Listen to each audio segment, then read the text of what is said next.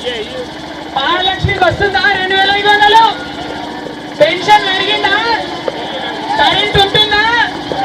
రైతు బంధు వస్తుందా? ఏమొస్తుంది మరి?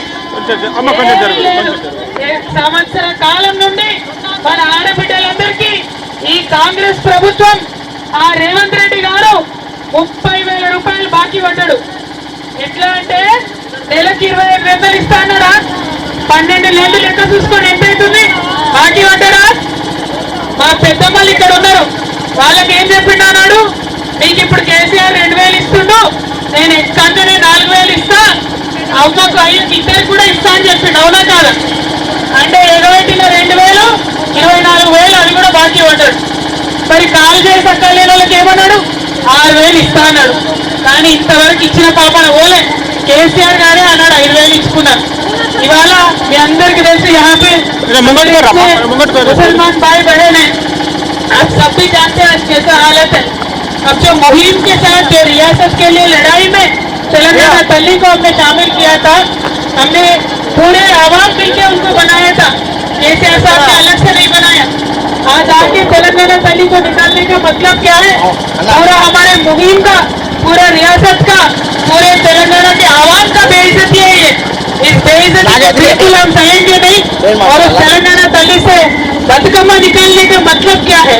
ये सिर्फ और सिर्फ तेलंगाना के महिलाओं का बेइज्जती है. इसको भी हम सहेंगे नहीं. उन्होंने जो मूर्ति बनाई वो हमारी आवाम को मंजूर नहीं है. ये बात हमें कहना है. और पेंशन के लिए, हमारे हक के लिए, और आज इमाम भवन के लिए जो देते बोले वो भी आज तक 1 रुपया नहीं दिया. ये सारे बातों पे भी हम कल से पूछेंगे. రేపటి నుంచి అసెంబ్లీ కూడా మొదలవుతుంది. ఇవన్నీ విషయాల మీద కొట్లాడదాం. మరి ఇక్కడ సంజయ్ కుమార్ గారు కేసీఆర్ గారి బొమ్మ పెట్టుకొని గెలిచినటువంటి వ్యక్తి రేపటి నుంచి అసెంబ్లీకి పోతాడట. మరి ఏం ముఖం పెట్టుకొని మాట్లాడతాడో, ఏం మాట్లాడదో మనం కూడా చూద్దాం. ఏడాదికి 1 రూపాయి రాలే. ఒక్క ఊర్లో ఒక్క చెంచాడు మట్టి కూడా ఎక్కడ తీసిపోయలే. ఒక్క రోడ్డు రిపేర్ చేయలే, రోడ్డు గుంత నింపలే, 1 రూపాయి ఎక్కువ పెన్షన్ ఇవ్వలే. మరి ఎందుకు పోయినాడైనా కాంగ్రెస్ కంటే పైసల కోసం పోయినట. ప్రజలను ఇచ్చిపెట్టి పైసల వెనుకల పోయిన వాళ్ళు నాయకులు అవుతారా? ఒక్కసారి ఆలోచించాలి. ప్రజలతో ఉండే నాయకులే, ప్రజలతో ఉండే వ్యక్తులే రేపటి నాడు నాయకులు అవ్వాలి.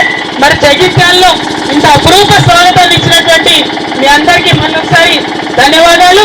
సోదరి వసంత గారు, సురేష్ గారు, అట్లనే ప్రియాంక గారు, మరి మన జిల్లా పెద్దన్న గొప్పల ఈశ్వరన్న గారు, గౌరవనీయులు జిల్లా అధ్యక్షులు విజయసాగరరావు గారు, వేదిక మీద ఉన్న బాబురెడ్డి గారు, స్థానిక నాయకులందరికీ కూడా నమస్కారం చేస్తూ మళ్ళీ ఒకసారి జై తెలంగాణ, జై భీమ్.